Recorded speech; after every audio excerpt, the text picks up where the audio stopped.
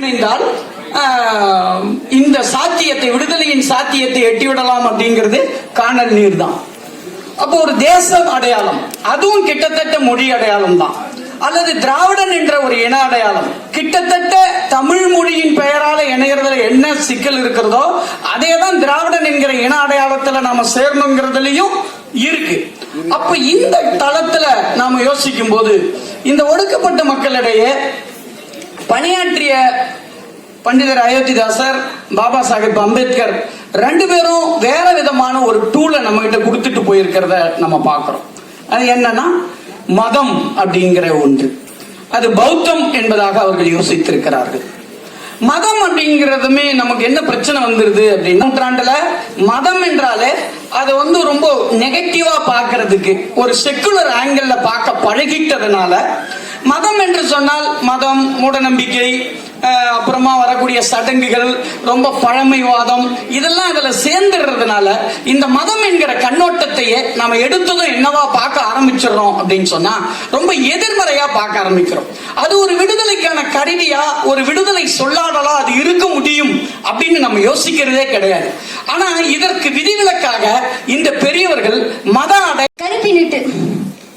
கருப்பின்னுட்டு 10 சவரம் கூட கேட்டீங்க எங்க அம்மைக்கு. கருப்பின்னுட்டு 10 சவரம் கூட கேட்டீங்க எங்க அம்மைக்கு. பரிசு வாங்கின போட்டோல கூட நிக்க விடாம துரத்துனீங்க எங்க அக்காவை. அட ஒரு கருப்பு சட்டை போட விட்டீங்களா என்னைய? ஒரு கருப்பு சட்டை போட விட்டீங்களா என்னைய? என்னைக்கும் எங்களை விடாத கருப்பை யாருக்காக விடணும் நாங்க? என்னைக்கும் எங்களை விடாத கருப்பை யாருக்காக விடணும் நாங்க? மூணாவது ஒரு கவிதை வாசிக்கிறேன். அது இந்த கவிதை என்னன்னா, கொஞ்சம் சீக்கிரம் முடிச்சிருந்தேன். அப்புறம் இந்த கவிதை என்னன்னா, இந்த கவிதை இப்போ ஆணாதிக்க தன்மையில கேட்கிறவங்க எங்களுக்கு சுருக்குன்னு இருக்கும் இந்த கவிதை. ஆனா அப்படி சுருக்குன்னு இருக்கணும் தான் அந்த கவிதையை எழுதுனேன்.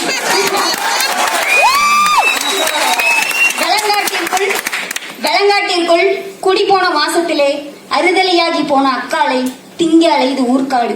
வெளங்காட்டிற்குள் குடி போன மாசத்திலே அறுதலையாகி போன அக்காலை திங்க அலைது ஊர்க்காடு. பனையருவாளால் கதிரறுக்க போகும் அக்காளுக்கு பக்கத்தில் உலக்கையை துணைக்கு போட்டு உறங்குகிறாள் அம்மை. பனையருவாளால் கதிரறுக்க போகும் அக்காளுக்கு பக்கத்தில் உலக்கையை துணைக்கு போட்டு உறங்குகிறாள் அம்மை. சாமத்தில் பனங்காட்டுக்குள் ஒதுங்குறவளுக்கு ஊர்காட்டுக்குறியெல்லாம் நரம்பருந்து தொங்கிக் கொண்டிருக்கிறது ஆலமர விழுதாள். ஏக சத்தமிட்டு ஆடுகாலியாய் ஆடுகிறவளை விடுங்கள், அவ ஆசுதீர ஆடட்டும் அப்படின்னு சொல்லிட்டு ஒரு கவிதை. கடைசி ஒரே ஒரு கவிதை. அந்த கவிதை என்னன்னா,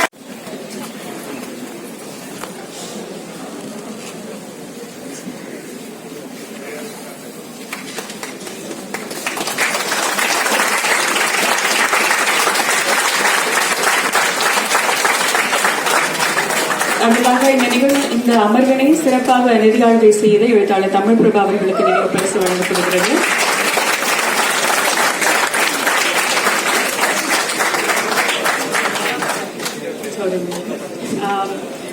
ஆக்சுவலி இந்த ஒரு மொமெண்ட் இந்த ஒரு நிகழ்வுல நிகழ வேண்டும் என்று முடிவெடுத்திருந்த ஒரு முக்கியமான ஒரு தருணம்.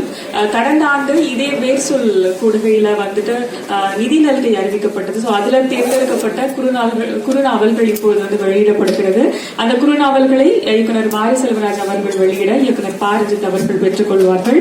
இந்த நாவல்களை எழுதிய எழுத்தாளர்கள் சக்திவேல் ராமன், நிர்மல், அலையாத்தி செந்தில், அதே மாதிரி மீனா சுந்தர் அவர்கள் வர முடியவில்லை. அதனால் அவருடைய தம்பி தமிழ் செல்வம் ஆகியோரை மேடைக்கு அழைக்கிறோம். இவர்களோடு சேர்ந்து நீலம் பதிப்பக பொறுப்பாசிரியர் வாசுகி பாஸ்கர் அவர்களையும் அங்குடன் மேடைக்கு அழைக்கிறோம்.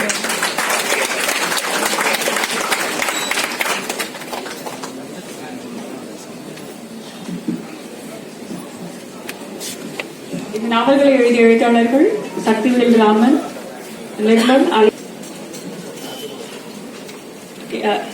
முதலில் எழுத்தாளர் சக்திவேல் ராமன் அவர்கள் நூலை பெற்றுக் கொள்வார்.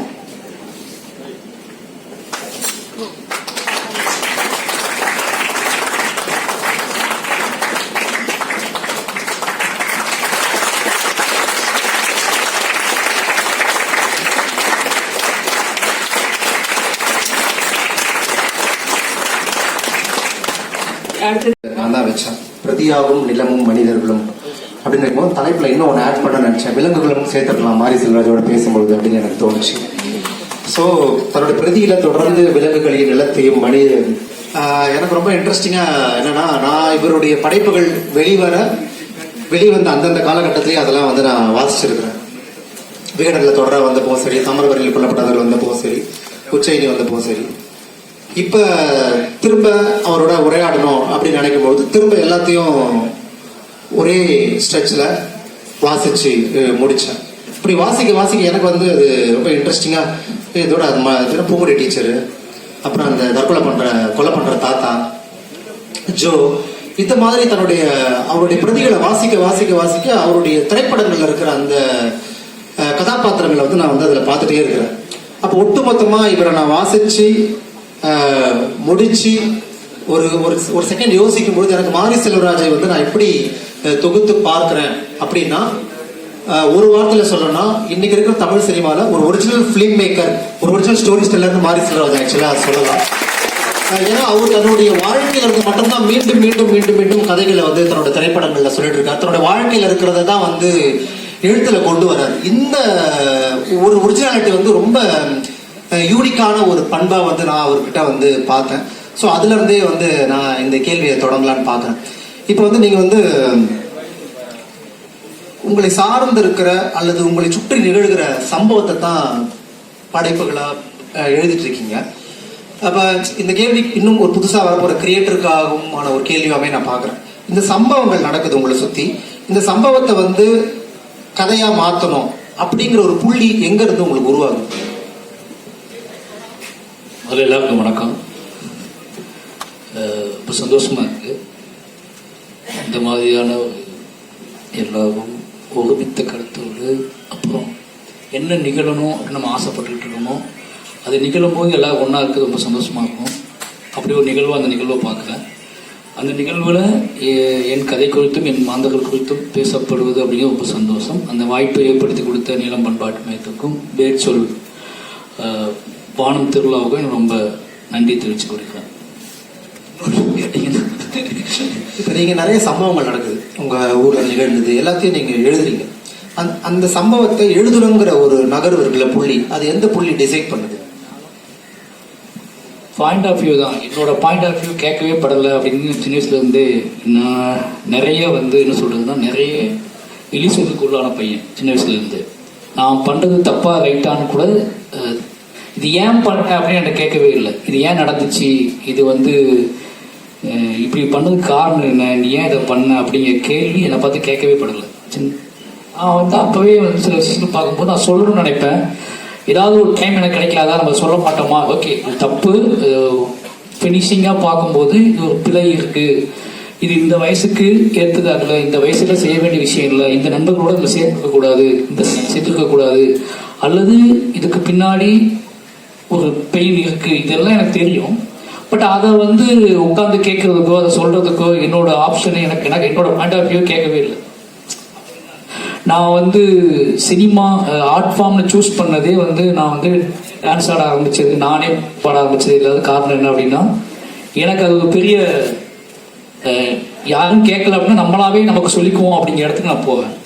அப்படி போகும்போது தான் எனக்கு நடந்த சம்பவங்களை என் வாழ்க்கையில நான் பார்த்த நான் வந்து ஒரு கட்டத்துக்கு மேல நானே இதை எப்படியாவது வெளிப்படுத்தணும் அப்படிங்கிற பாயிண்ட், இது எப்படியாவது வெளிப்படுத்தணும், இது எப்படியாவது சொல்லணும், யாருமே கேட்கலன்னா நமக்காகவே சொல்லிக்கிட்டு நம்மளை வடிவமைச்சுக்குவோம் அப்படிங்கிற இடத்துக்கு நான் சொல்லப்படுறேன்.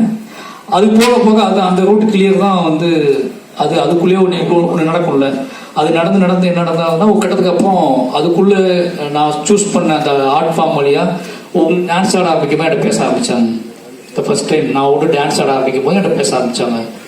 நான் அந்த ஸ்டேஜை பயன்படுத்தி பழகிற ஆட்கள் கிட்ட என்னை பற்றி நான் என்ன நினைக்கிறேன், இதுல வந்து என்னோட பெர்ஸ்பெக்டிவ் என்ன, நான் ஏன் அன்னைக்கு விளையாட வரும்போது நான் ஏன் விளையாட வரல, அன்னைக்கு நீங்க கூப்பிடும் போது நான் ஏன் வரல, இப்படி என்னை பத்தியான இன்னொரு பக்கத்தை நான் வந்து அவங்களோட பேச ஆரம்பிச்சேன். அதுதான் தொடக்க புள்ளி நினைக்கிறேன் நான்.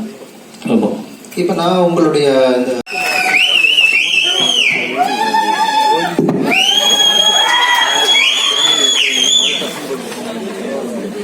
வணக்கம், கேக்குதா? எல்லாருக்கும் வணக்கம். ஒரு 5 கவிதை வாய்ச்சிடுறேன், சின்ன சின்ன கவிதைகள்லாம். முதல் கவிதை வந்து அலாதி பிரியம் அப்படின்னு ஒரு கவிதை. இந்த கவிதை ஏன் எழுதுனேன் அப்படின்னா, எனக்கு அம்பேத்கர் ஒரு 7-8 வயசுல இருந்து தெரியும். 7-8 வயசுல இருந்தனா அம்பேத்கர் ஒரு உருவம் தெரியும்.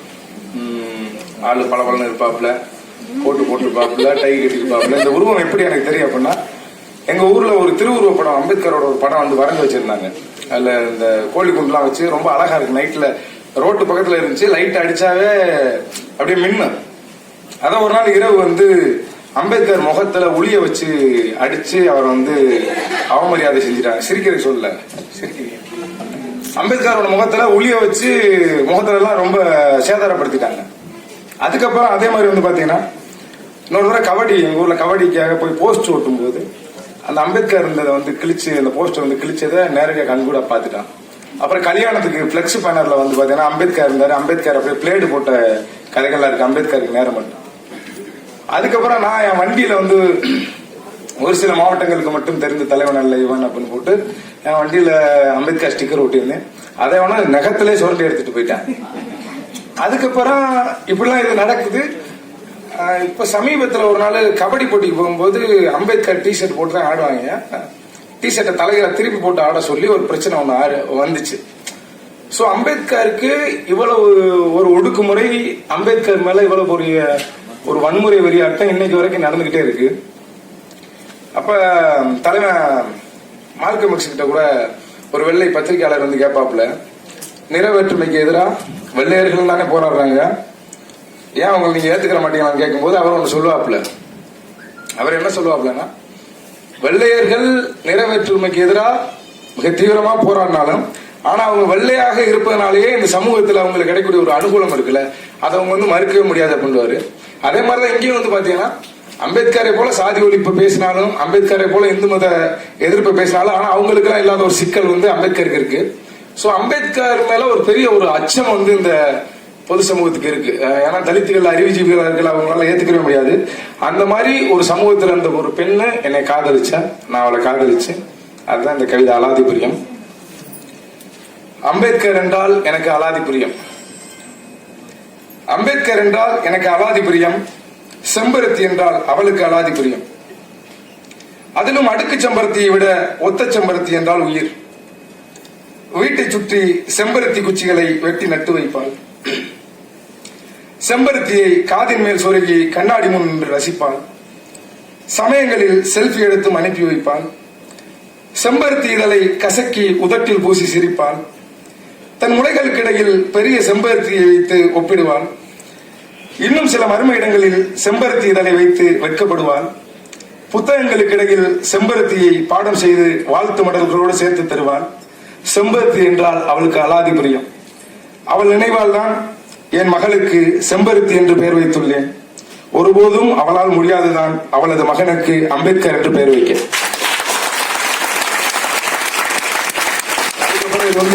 அனைவருக்கும் எனது வணக்கம். தமிழ் சினிமாவில, என் அகில இந்திய சினிமாவிலேயே பா ரஞ்சித் போல ஒருவரை நான் இதுவரை பார்த்ததில்லை.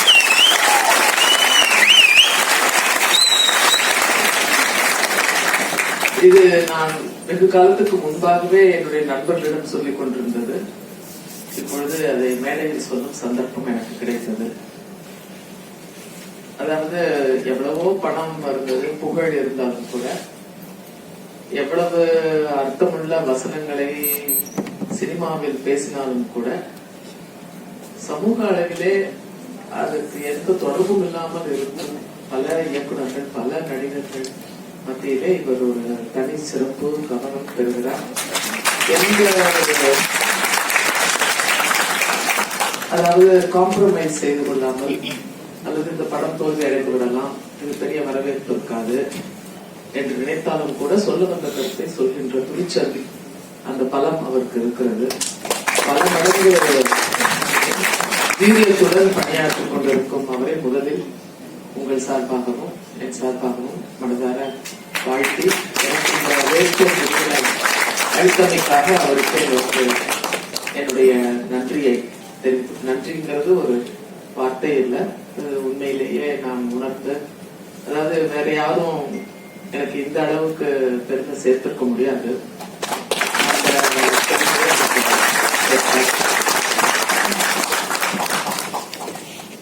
பிரபா கல்விமணி அவர்களிடமிருந்து நிறைய நான் கற்றுக்கொண்டேன். நான் ஒரு புனைவு எழுத்தாளராக இருந்த என்னை pamphlet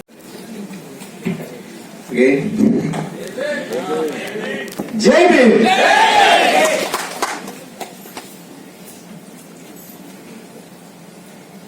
ரொம்ப மகிழ்ச்சி இந்த ஆண்டும் அரங்கு நிறைந்து உங்களை காண்பது.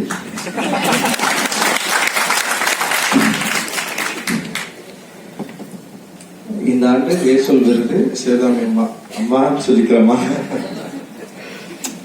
ஓகே, சிவகாமி அம்மாவுக்கு தருவதில் உங்களுக்கு ரொம்ப சந்தோஷம். நீளம் பண்பாட்டு மையம் இதன் மூலமாக பெருமை அடைகிறது.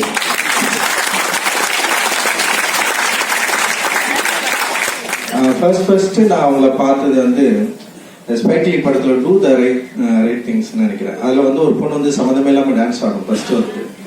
அது ஏன் அவரை வந்து ஸ்பைக்லி வந்து ஒரு ஆட விடுறாருன்னு எனக்கு தெரியல. அதுக்கப்புறம் வந்து தொடர்ந்து அவருடைய படங்களை பார்க்குறப்போ ஏதோ ஒரு பொண்ணு வந்து அப்படி 2வது படம் 3வது படத்துலயும் அப்படியே இருந்து ஆடிட்டே இருந்தது.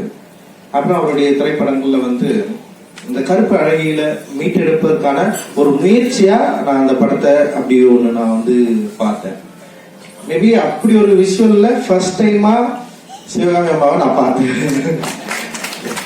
வெங்கல் வந்திருந்தாங்க.